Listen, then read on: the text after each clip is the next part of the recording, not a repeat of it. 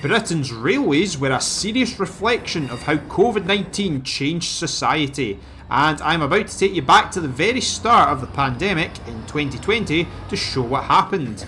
I'm Gordon.D.Webster, railway author and former journalist, and you may have seen me on the BBC Scotland programme Inside Central Station. The most recent Renewing Britain's Railways book that I've published is about the railways of the north of England, and I believe it was the first book ever released to talk about train services during the pandemic. In this video I'm doing an audio commentary over some of my material from that era to show you how the coronavirus pandemic unfolded. This is the story of the railways in lockdown.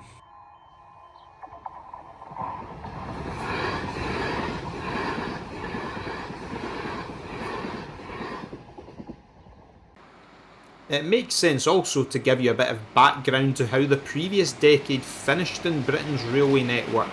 So around 2018-2019 there was a lot of major rolling stock changes afoot. For one thing, a lot of older stock getting retired and replaced. However, one big change north of the border was the introduction of HSTs by ScotRail, and this is one of the earlier ones which it hadn't quite gone to plan. Their refurbishment and some were still in unrefurbished state. This was one heading south from Stirling.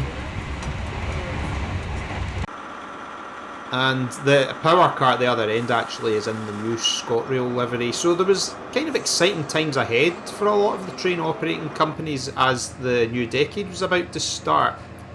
Another major change at the end of the 2010s was the retirement of pretty much the very last remaining local haul trains in Britain. This is an example on the Cumbrian coast leaving Ravenglass with top and tail Class 68s. Class 37s were also in use and these were retired. The main reason was new disabled access regulations, and you'll see there's slam door Mark II coaches in use there. They've been in use since the 70s. Slam doors were no longer allowed in Britain's railways for health and safety reasons, so with it, this really was pretty much the end of local haulage.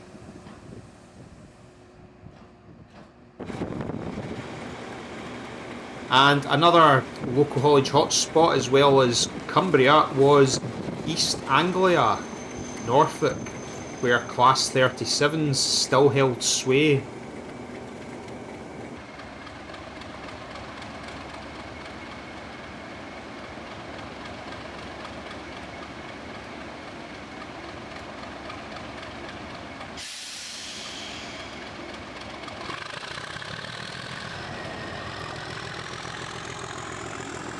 The ever popular Class 37 4 subclass, they got stay of execution after stay of execution, mostly because of their ability to provide electric train supply. That kept them in use, especially on a lot of routes where there was weight restrictions where other classes couldn't be used. So in Norfolk, as well as the Class 37's been replaced by the latest high-tech diesel multiple units. Class 90 electrics were retired by Anglia Railways running between London Liverpool Street and Norwich. Here's another 37 leaving Norwich station.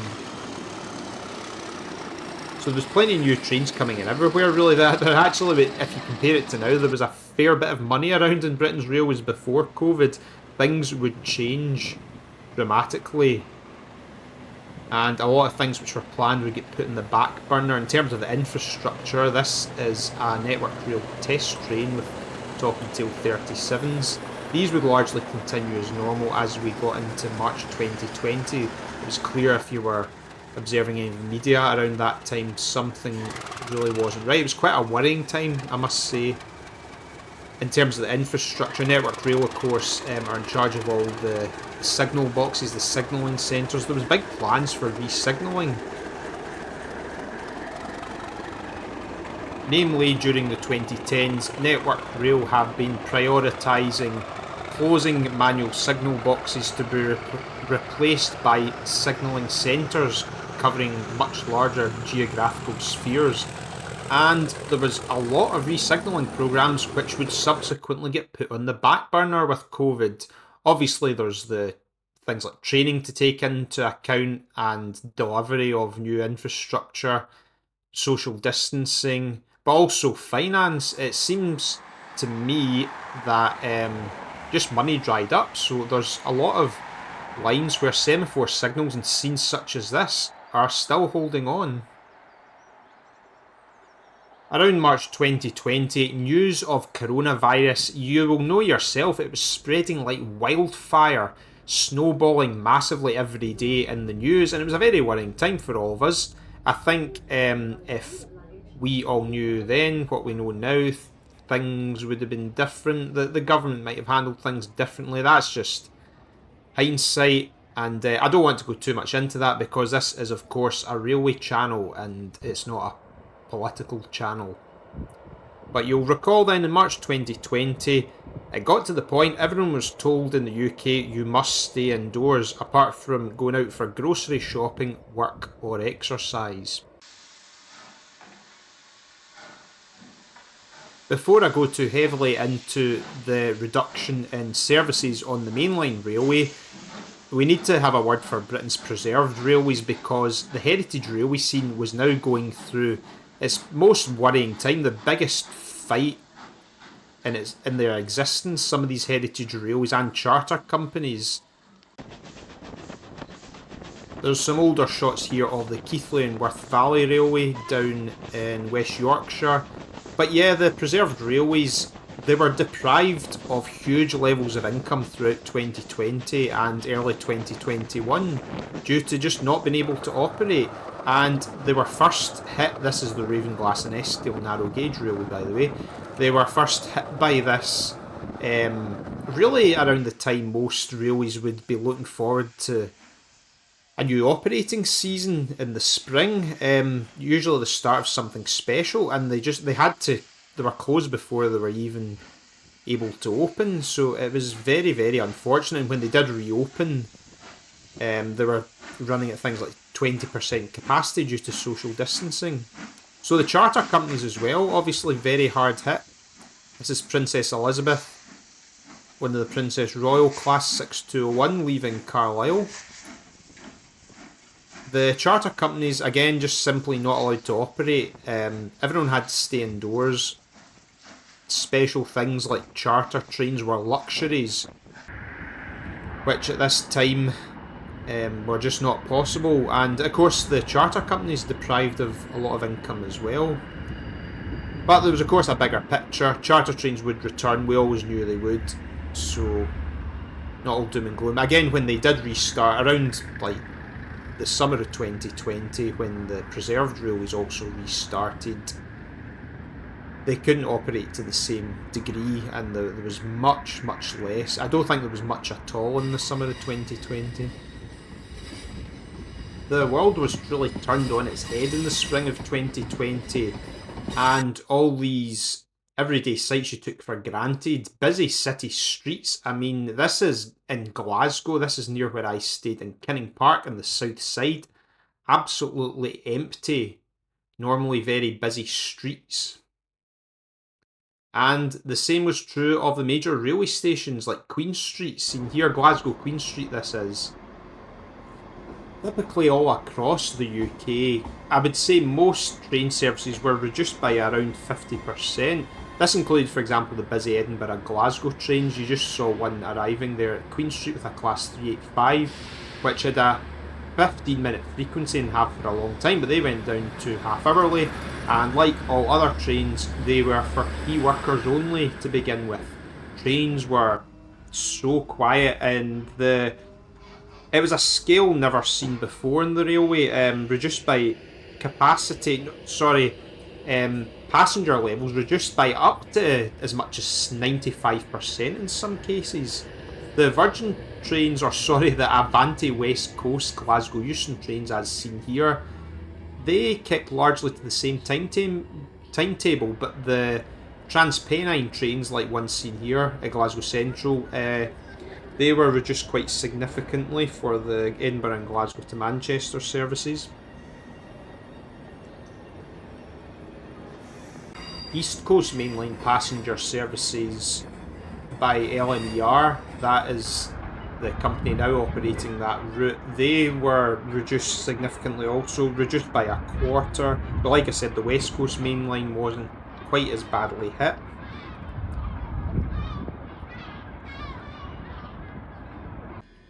Base coverings, of course, also became mandatory for a very long time. They were one of the measures that lasted the longest in the UK, well into 2022 even. And other things that happened, well, around the middle of May in Scotland, it was revealed there was a fall of 43% in the total amount of services running on the railway. And by the end of May, ScotRail had said that demand for trains was reduced by up to 90%, and around 40% of the total pre-pandemic level of trains were running, and capacity on the trains, it was about 12% of what it was pre-COVID due to social distancing measures. By June 2020, things were still pretty bad, and I was still staying in Glasgow and working from home. Obviously, due to the rules that you could only go out for exercise or to go for absolutely essential food supplies, I was very limited in the amount of photographs I could take. I'm just showing you a couple of them just now from around June time.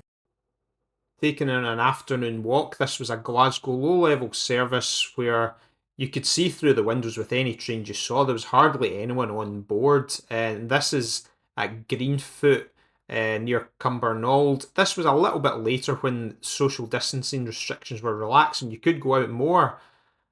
And that was an EMU there, class 385.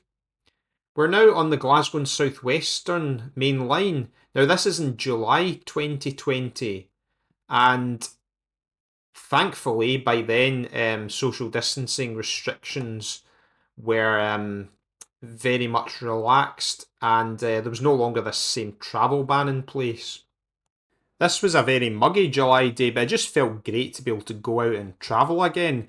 And there was an engineer's possession on the GSWR main line north of Dumfries, so there was no trains north of Dumfries. Look at this, this is about 4 Class 66s all stacked up with an engineer's train each on the down line. I'd never seen that sight before, just stationary on the line. And that's a hell of a pothole there.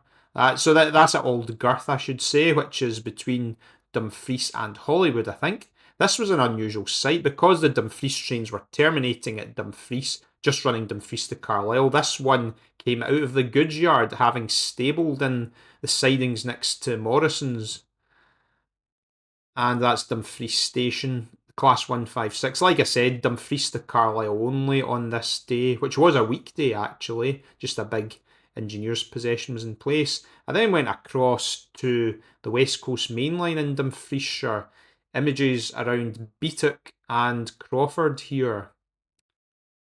In Dolino, EMUs, Glasgow to Euston, plus various freight trains. There's the famous face covering class 390 and various freight trains, because freight was very important during the lockdown just for supplies, allowing the country to keep ticking over and people to survive really. So freight trains ran mostly as normal. Some even ran with even heavier loads. That's Wandle in the Clyde Valley there. And this is as dusk was approaching and the midges were out, of course. Don't worry, there is plenty more videos coming up. Apologies for the amount of still photos. That was pretty much what I was doing in those days. I was still preparing to write books and I would take a lot of my own photos. I never thought to video a train at that time really, and I certainly never thought I would be busy with a YouTube channel years later. Not only did Heritage Railways largely reopen the summer of 2020, mainline steam was back also, and this was pretty much kicked off by the Jacobite, the Fort William to Mallaig steam. And this restarted in July 2020, and that was not only the morning train, but the afternoon train as well. The two trains were running. Now, there was obviously some very careful social distancing on board, which really reduced the train's capacity, and face masks, of course, had to be worn. So this did restrict booking. However, I should point out that one way that charter trains really did benefit, and heritage railways, is there was still a strict foreign travel ban, so more people were actually holidaying in the UK.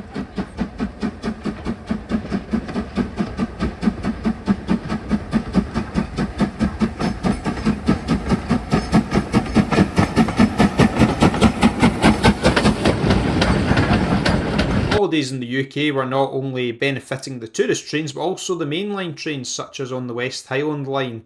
And this is Gairloch Head in absolutely pouring rain. It was a very good summer, the summer of 2020, but record levels of rainfall in August, as you can see here. This train actually terminated at Gairloch Head and was full of passengers wearing face coverings.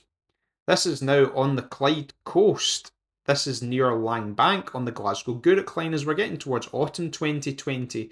Now, coronavirus cases were starting to pick up, and it looked like just as things were getting better, we were getting into the winter flu season, and there was worrying signs on the horizon. But I went down, while there was still free travel, I went down to the Settle and Carlisle line. And you can see the special local hauled Staycation Express running, which the Settle and Carlisle certainly benefited from all the people holidaying in the UK being able to run special charter passenger trains such as that. This is now in September of 2020. During the height of lockdown, the Settle and Carlisle line had gone from 8 trains a day to 4 trains a day, 50% reduction in service. Plenty of freight running on this day I visited. An infrastructure train with a Class 70 following one of the quarry trains from Arco. Now this is Penrith Station in late September. Strict lockdown restrictions in terms of social distancing in place, although there wasn't quite as many travel restrictions. This is some of the notices you could see on the station on this wet day, and it was a very quiet station. Not total lockdown, but very limited travel around this time. So this is usually a bustling station in the gateway to the Lake District. We are now covering the West Coast Main Line in Cumbria on the approach to Shap's Summit. And the face covering Class 390 again, and this is Carnforth Station. This was, again, September 2020, a particularly quiet station, just practically no one to be seen as dusk was approaching late in this September afternoon. Some areas around Carnforth do look a bit run down. It's where the West Coast Railways depot is. It did feel a bit strange. That's part of the West Coast Railways depot, which itself was very quiet, but the platforms as well, just practically no one there. A northern train called on the way to Barrow and Furness, but nobody got on or off. And this was the next day. It dawned bright over Ribblehead Viaduct back in the Settle and Carlisle line. And the lonely Blee Moor signal box with a Class 66 on the Moss End to Clitheroe cement train. That's Blee Moor signal box there. And the northern portal of Blee Moor Tunnel. October 2020, and still no travel restrictions, but the curfews would return. This is the Tyne Valley line, Carlisle to Newcastle, and a surviving semaphore distance signal, a working one, which was really nice to see. That's at Brampton. I then moved, actually. I moved house in late 2020 and we headed for another lockdown. So I moved to the Falkirk area. This is the viaduct at Larbert with a ScotRail HST in freezing winter weather now. This was the start of a grim winter, and train usage was down once again. Freight continued. That's an oil train heading into Grangemouth there on the Grangemouth branch. This is a wintry green loaning signal box on the Stirling to Perth section of line. It was switched out at this time. It was supposed to actually reopen fully, this signal box, around 2020, but it didn't actually happen. I think it was delayed because of the pandemic, and there was reduced trains, so there was less of a need for it.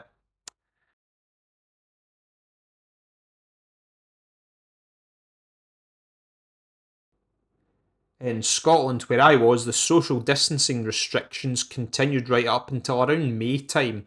I think this was around April or May. You can see the Kincardine Bridge in the background there. That's a diverted container train taking the Stirling, Alloa, and Kincardine route, which was rarely used at that time by any trains. And this is Greenford on the now electrified Glasgow to Cumbernauld route. Still travel restrictions, well, not travel restrictions, but social distancing restrictions in place at this time. So I couldn't visit my family. And that's a Class 56 on the Prestwick to Grangemouth oil train.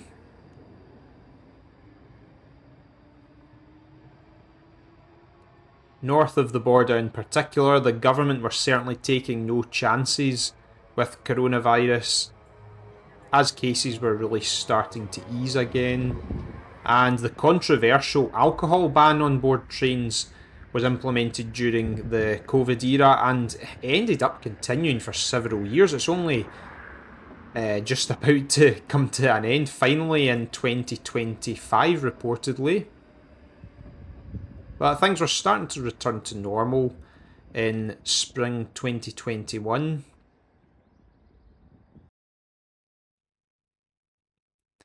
And I made another trip south of the border, back in the West Coast Main Line, approach to Shap Summit here, some stills.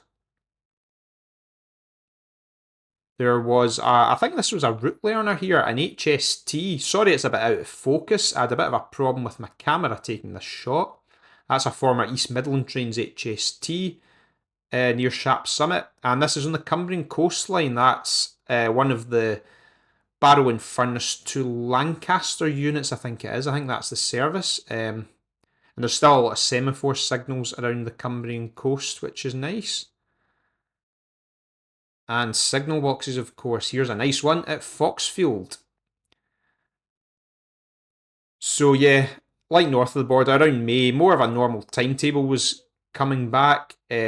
The emergency timetable was coming to an end. This is a nice little level crossing, a manned level crossing.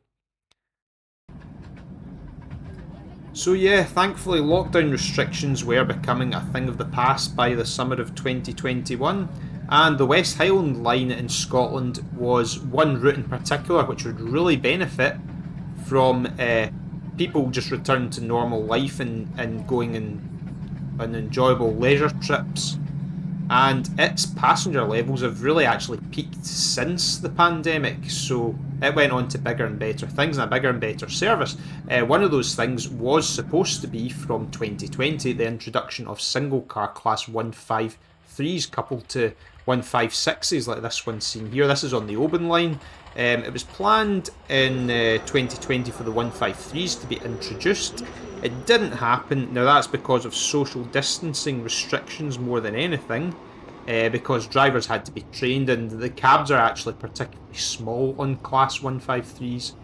There's just some interior shots here. They're very much bespoke to the West Highland line, and they're of course used for extra capacity, in particular to carry bikes and other sports equipment, so they have been a very welcome addition. The West Highland line has been needing extra capacity for a long time, so it's been a really positive step. So 153s were introduced later than planned in July 2021, but only to the Oban line to begin with, but they started working on the line to Mallaig and Fort William in 2023. Although the COVID travel ban was lifted around April 2021, it was still not possible to properly socialise and be around friends and family at close distance. Not until about the end of May. I managed to make another trip down to England at the beginning of June in beautiful sunshine. This is the Lune Gorge on the West Coast Main Line. I was finishing off production on my latest Renewing Britain's Railways series book here. And steam on the climb to Shap Summit really is unbeatable. It was nice to be able to chat to some other railway photographers here because we were all used to being stuck in the house. It was nice to meet people again, and there was plenty of people here to capture British India Line, the bullied Southern Pacific, on the climb north at Shap Wells, and it was nice to see her not receiving any diesel assistance, actually making quite light work of the incline. And it was then over to the Settle in Carlisle, the S&C, and that train returned south, but there was another steam haul train, and it was the luxury Northern Belle heading north, and it was hauled by Princess Elizabeth, which I mentioned earlier, the Princess Royal Pacific of the LMS. This is just beyond the summit at Aysgill. It's just climbed north from pretty much the whole way from Settle Junction. My S&C visit also afforded the opportunity to capture some of the remaining signal boxes for the book I was producing. And this is Low House Crossing near Armathwaite, one of the many Midland Railway signal boxes. Very old but heavily refurbished. Now, Network Rail, they don't really ever go public about full lists of signal box closures, and it's changing all the time. The boxes in the Settle in Carlisle, they were meant to have a few years left at this point. Now, it appears that they have most likely been pushed back, like most of the manual signal box replacement programmes. This one here is Culgaith, which is quite near Appleby. Re-signalling requires huge investments by Network Rail, not to mention other things such as staff training, so it's not really surprising that a lot of these signal boxes have managed to hold on, including on busy double-track main lines, and another one I'm about to highlight is the Stirling to Perth route. This here is Green Loaning, which happily was actually reopened. The box was formerly switched out, and this opens up an extra block section. Previously, there was a very long block section between Dunblane and Blackford.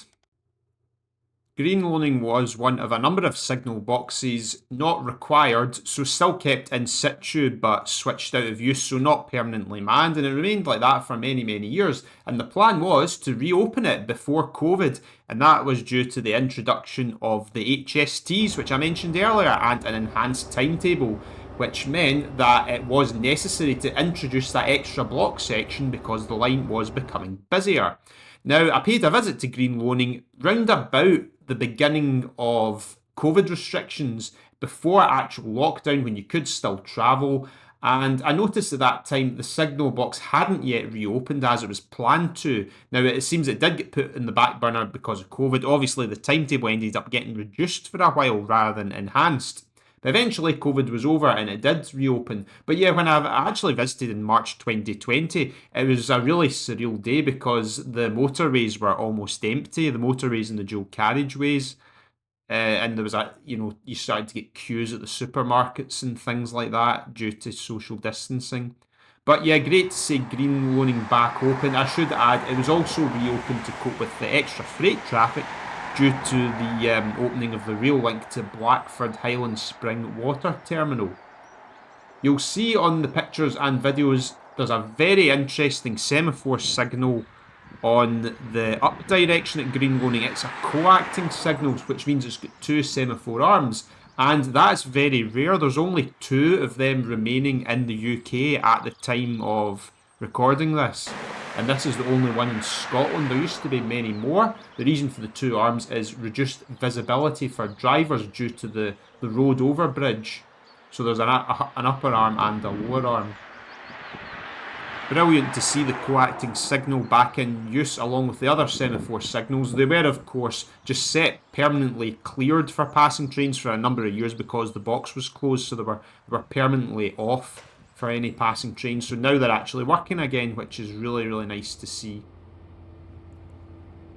Right, so I hope I've explained to you in this video quite well how the railways were massively impacted by coronavirus in 2020 and 21. How have the railways changed moving forward now? Well, I mean, it's clear to see from all this the massive economic downturn. There's much less investment in the railways than was originally planned pre-COVID, just a lot of projects being shelved. And we are still waiting for a return to pre-COVID passenger levels in some areas of the UK. I think most lines are almost there, and the population in time is going to grow in the UK, and there's going to be a demand for even more train services, of course. I think the pandemic highlighted the importance of railways more than ever. The whole linking of towns and villages, keeping the country moving, something that's been going back to 200 years of rail travel in the UK, which is something we are celebrating this year in 2025. Rail 200. I think I should also mention again the heritage railways of Britain are massively important to the economy. I mentioned earlier of Brits holidaying abroad during COVID or around that era, but also we should think about all the overseas visitors in the UK and the importance of heritage attractions like preserved railways, and I think a lot of them are going to need some more outside help, government intervention, heritage lottery grants and so forth. Also the sort of heritage services running in the main line like the Jacobite to Mallaig and also the Scarborough Spa Express, things like that, and long may they continue. Thanks for watching this latest video. If you want to find out more about the changing face of Britain's railways, then please see my Renewing Britain's Railways series books covering the country region by region, released by Amberley Publishing. And of course your support on this channel is much appreciated. If you do get the chance to like or comment or subscribe, then that would be fantastic. Also, if you want to get notifications about the latest videos, you can always click the bell icon below. And there is a couple of things upcoming soon. I'll be returning to my local railway, the West Highland line, for a spring update. Plus, I'll be returning to Glasgow for another roundabout tour of the city by rail. Thanks very much.